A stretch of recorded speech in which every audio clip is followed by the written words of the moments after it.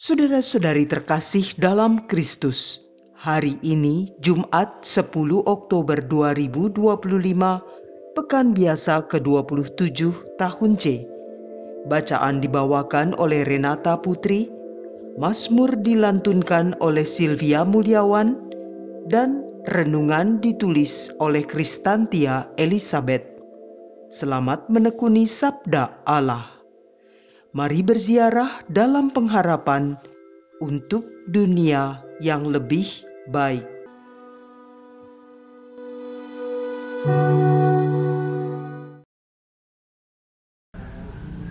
Dalam nama Bapa dan Putra dan Roh Kudus. Amin. Bapa yang bertahta di kerajaan surga, pada hari ini kami datang ke hadapan-Mu dengan kerendahan hati. Kami bersyukur atas firman-Mu yang selalu hidup dan memberi kekuatan bagi kami. Kami mohon rahmat-Mu agar dengan hati yang terbuka dan pikiran yang jernih, kami boleh menerima firman-Mu. Hari ini, bimbinglah kami dengan Roh Kudus-Mu, agar kami memahami maksud dan tujuan melalui firman yang akan Kau sampaikan kepada kami. Dan bantulah kami dengan rahmat-Mu, bukan hanya untuk mendengarkannya, tetapi juga untuk melakukannya di dalam kehidupan kami sehari-hari. Demi Kristus Tuhan dan Juru Selamat kami. Amin.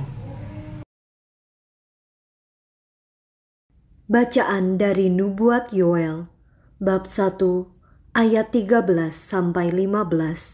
dilanjutkan bab 2, ayat 1-2. Hai para imam, kenakanlah pakaian kabung dan mengeluhlah. Merataplah hai para pelayan mezbah. Masuklah, bermalamlah dengan memakai kain kabung, hai para pelayan Allahku. Sebab sudah lama di rumah Allahmu tiada kurban sajian dan kurban curahan. Adakanlah puasa yang kudus, maklumkanlah perkumpulan raya, kumpulkanlah para tua-tua dan seluruh penduduk negeri ke rumah Tuhan Allahmu, dan berteriaklah kepada Tuhan. Wahai hari itu, sungguh hari Tuhan sudah dekat. Datangnya seperti hari pemusnahan dari Yang Maha Kuasa. Tiuplah sangkakala di Sion, dan berteriaklah di gunungku yang kudus. Biarlah gemetar seluruh penduduk negeri, sebab hari Tuhan datang, sebab hari itu sudah dekat. Suatu hari gelap gulita dan kelam kabut, suatu hari berawan dan kelam pekat. Seperti fajar di atas gunung-gunung, terbentanglah suatu bangsa yang besar dan kuat, yang serupa itu tidak pernah ada sejak purbakala, dan tidak akan ada lagi sesudah itu, turun-temurun pada masa yang akan datang. Demikianlah sabda Tuhan.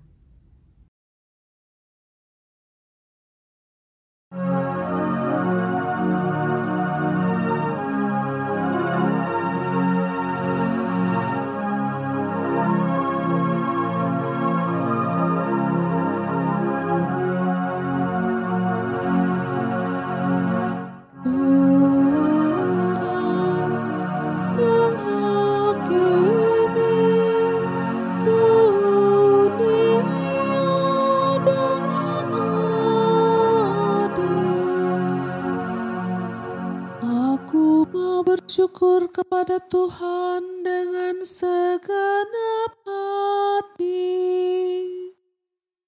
Aku mau menceritakan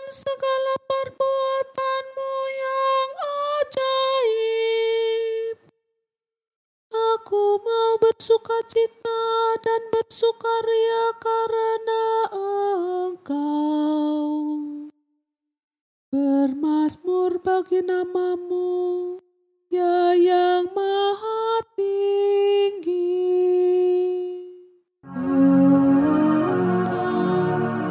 Menghakimi dunia dengan adil.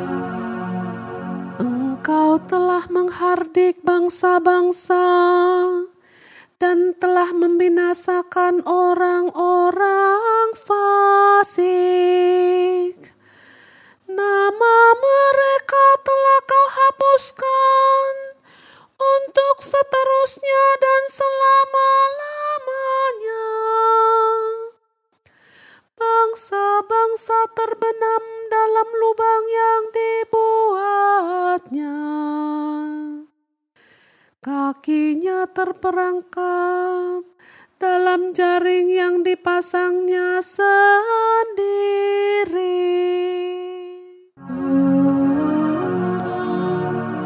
Menghakimi dunia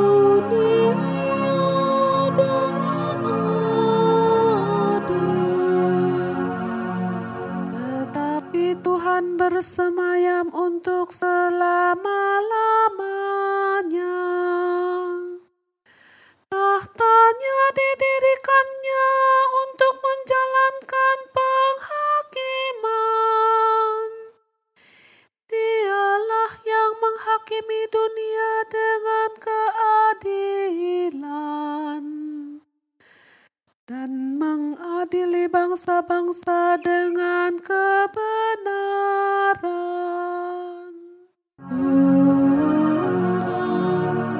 Menghakimi dunia dengan adil.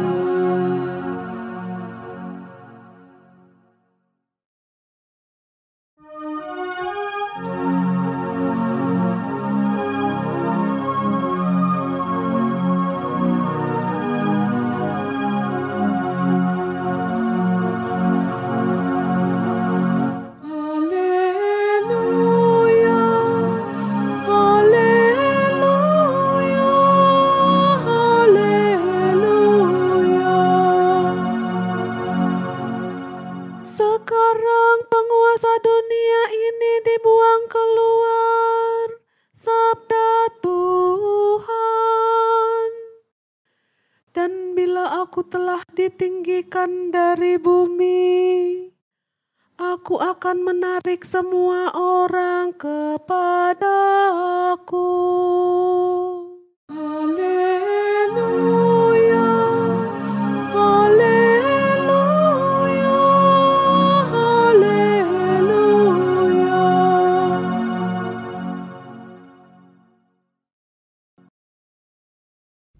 Inilah Injil suci menurut Lukas, bab 11 ayat 15 sampai 26. Sekali peristiwa, setelah Yesus mengusir setan, ada beberapa orang yang berkata, "Ia mengusir setan dengan kuasa Beelzebul, kepala setan." Ada pula yang mencobai dia dan meminta tanda dari surga. Tetapi Yesus mengetahui pikiran mereka, lalu berkata, "Setiap kerajaan yang terpecah-pecah pasti binasa, dan setiap rumah tangga yang terpecah-pecah pasti runtuh.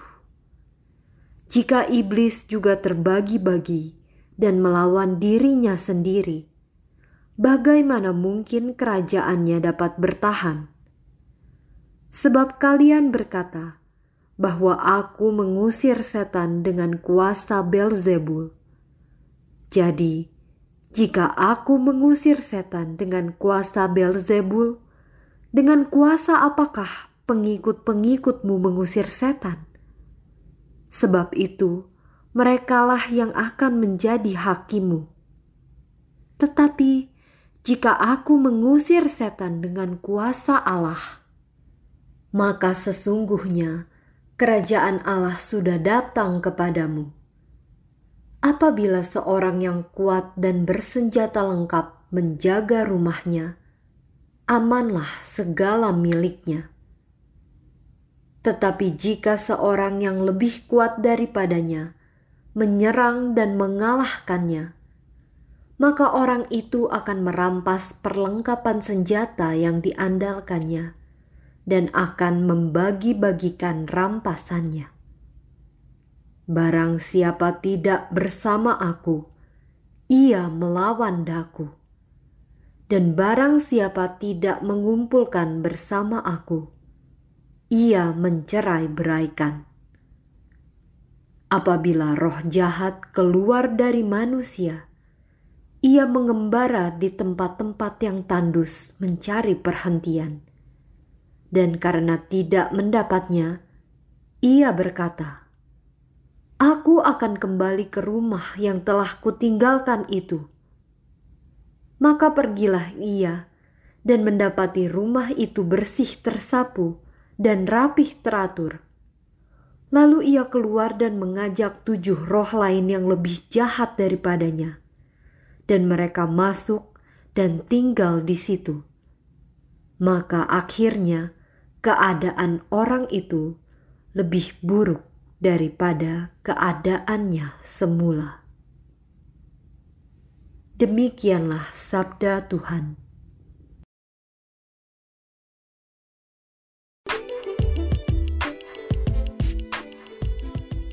Siapa lebih kuat, dialah yang berkuasa. Renungan dibawakan oleh Kristantia Elizabeth.